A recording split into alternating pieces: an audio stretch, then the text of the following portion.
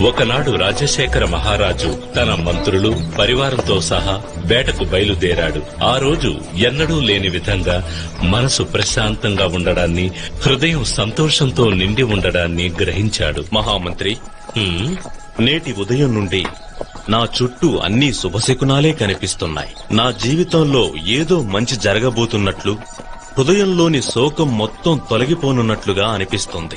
ఆ విధంగా జరిగితే నాకు కూడా ఎంతో సంతోషం మహారాజా. మహారాజు ఎదుట నమ్మకస్తునిలా నటిస్తూ మహారాజు స్థానాన్ని ఆక్రమించాలని కలలు కంటున్న మహామంత్రి వారసుడు లేని రాజ్యం తర్వాత తనకే సొంతమని భావిస్తున్న వేళ ఒక పసివాని గొంతు విని మహారాజు పులకించిపోయాడు. అక్కడ మెడలో మణిమాలతో ఒక బాలుడు కనిపించాడు. ఎవరీ పసివాడు? ఈ బాలుడు ఇక్కడ ఒంటరిగా ఎలా ఉన్నాడు?